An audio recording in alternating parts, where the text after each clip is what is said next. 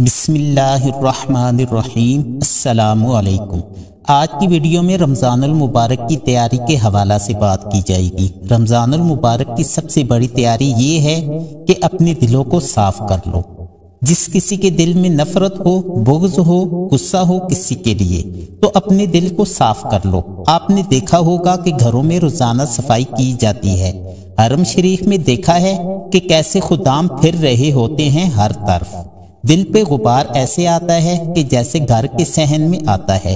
ہم نے نظام بنایا ہوا ہے کہ صحن میں روزانہ صفائی کی جاتی ہے۔ ہمارا دل بھی ایک آنگن ہے، ایک صحن ہے۔ اس میں بغض، نفرت، حسد، اسی طرح اور بھی بہت سی گندگیاں آتی رہتی ہیں اور ہمیشہ آتی رہیں گی۔ بس ایک کام کر لو، اسے صاف کر لو۔ اس طرح کہ اے اللہ، معاملہ تجھ سے کرنا ہے، لوگوں سے نہیں۔ کسی نے برا کہا، کسی نے گالی دی، کسی نے دھکا دیا، کسی نے حق مارا، کسی نے ظلم کیا، یا اللہ تیرے سپرد میں نے اپنے دل کو سب سے صاف کیا۔ یہ اتنی بڑی عبادت ہے کہ بڑے بڑے نفلوں والے، تہجد والے، حج، عمرہ، روزے والے تمہیں نہیں پہنچ سکیں گے، مگر ایسا کرنے والا دنیا میں کوئی نہیں۔ نفل پڑھنے والے تو بے شمار ہیں، عمرے کرنے والے بے شمار ہیں، علماء بے شمار ہیں، حج کرنے والے بے شمار ہیں، سخاوت کرنے والے بے شمار ہیں، لیکن دل کے ٹکڑے کو صاف کرنے والا لاکھوں میں ایک بھی نہیں۔ مشکل کام ہے، آپ یہ کام سیکھ لیں۔ یہ رمضان المبارک کی سب سے بڑی تیاری ہے اور علم حاصل کرنے کی سب سے بڑی چابی ہے کہ اپنے دل کو کھلا کر لو۔ اگر کوئی چیز خالی ہوگی تو بیچ میں کچھ آئے گا نا۔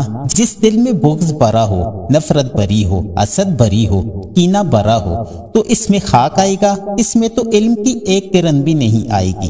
زبان سے اگرچہ کے جتنے مرضی موتی بکھیریں، اگر دل میں بغض، کینہ، حسد ہے تو یہ آنکھوں سے اندھا نہیں بلکہ دل سے اندھا ہے۔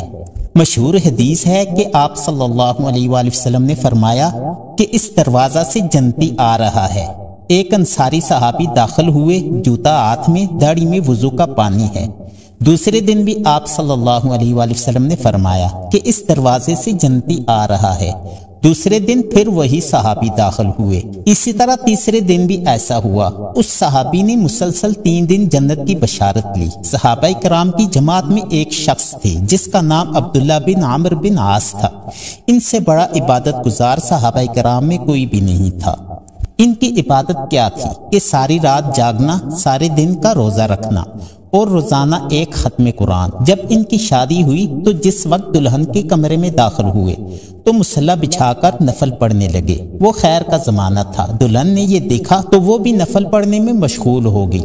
صبح کو عمرو بن عاص رضی اللہ عنہ نے پوچھا کہ بیٹی رات کیسی گزری ہے؟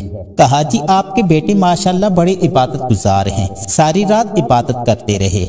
حضرت عمرو بن عاص رضی اللہ عنہ کو بڑا غصہ آیا۔ بیٹے کو تو کچھ نہیں کہا، سیدھا اللہ کے رسول صلی اللہ علیہ وآلہ وسلم کے پاس گئے اور عرض کی کہ یا رسول اللہ صلی اللہ علیہ وآلہ وسلم، یہ عبداللہ کو دیکھیں کہ کیسا نادان ہے، یہ شادی والی ساری رات نفل پڑھتا رہا ہے۔ تو آپ صلی اللہ علیہ وآلہ وسلم نے عبداللہ بن عمرو رضی اللہ عنہ کو بلا کر ڈانٹا کہ تو نے مہینے میں صرف 3 روزے رکھنے ہیں اور ہفتے میں ایک قرآن ختم کرنا ہے۔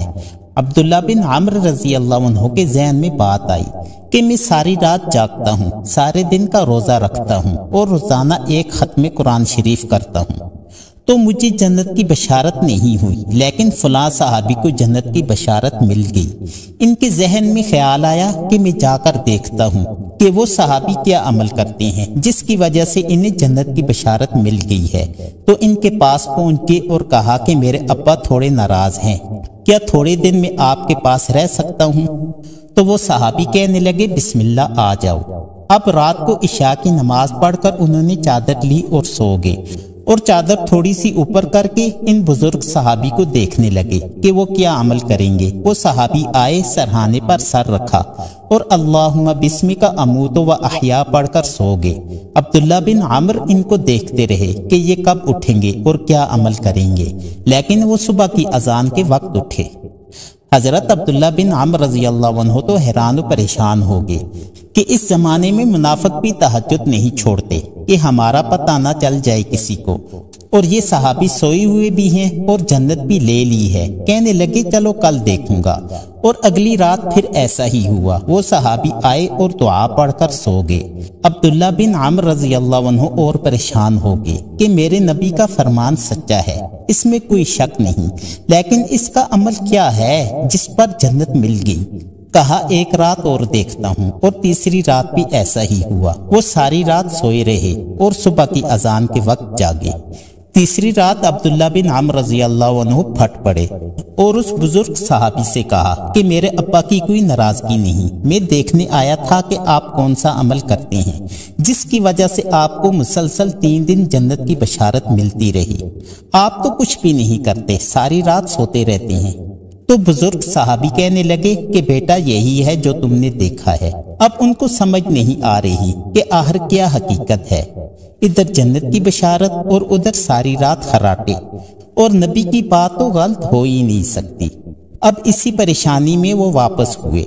जब दरवाजा पर पहुंचे तो उस बुजुर्ग साहबी ने कहा कि बेटा इधर आ जाओ। तो वापस आ गए। कहा मैं तुम्हें असल राज की बात बताता हूँ। वो ये है कि मेरे दिल के अंदर किसी इंसान की नफरत नहीं है। मैंने अपने दिल को बिल्कुल साफ किया हुआ है। और जब अल्लाह ताला किसी को रिज्क देता है, इज्जत देता है, तो मुझे कभी हसद नहीं हुई बल्कि खुशी होती है। तो अब्दुल्ला बिन अम्र रज़ी अल्लाह अन्हु उछलकर कहने लगे कि हाजा हुआ, कि यही है वो बात, यही है वो बात, यही है वो बात। लेकिन ये मेरे बस की बात नहीं है। कौन करेगा ये? इतने बड़े आदमी होकर कह रहे हैं कि ये मेरे बस की बात नहीं। मेरे भाइयों और दोस्तों, दुनिया में अगर जन्नती बनना है और इल्म लेना है तो दिल को साफ कर लो। सबकी नफरत को दिल से निकाल दो। अपने दिल को हर किस्म की कदूरत से मुकम्मल साफ कर लो। यही रमजानुल मुबारक की सबसे बड़ी तैयारी है। सारी उम्मत से दरख्वास्त है कि रमजानुल मुबारक का इस्तिकबाल करो, दिलों को साफ करके, नफरतों को मिटा के। मजहबी नफरत, दुनियावी नफरत, रिश्तों की नफरत, बोलचाल की नफरत, सियासी नफरत, लेन देन की नफरत, इन तमाम से अपने दिल को साफ कर लो ताकि रमजान में अल्लाह ताला आपके दिल में रमजान का नूर उतारे और हिदायत का नूर उतारे। ये सबसे बड़ी तैयारी है रमजानुल मुबारक की। किसी से गिला है, गुस्सा है, नाराजगी है, या किसी से बोलते नहीं हो तो अभी से तैयारी शुरू कर लो। मुआफ कर दो, मुआफी मांग लो, दिल की तमाम कदूरतों को खत्म कर दो। मेरे भाइयों और दोस्तों, मुझे उम्मीद है कि आपको ये वीडियो पसंद आई होगी। अगर आपको ये वीडियो पसंद आई हो तो लाइक और शेयर करना मत भूलें, और इस तरह की मजीद वीडियोस के लिए चैनल को सब्सक्राइब कर दें। शुक्रिया। अब अगली वीडियो के साथ आप हजरात की खिदमत में फिर हाजिर होऊंगा। तब तक के लिए अल्लाह हाफिज।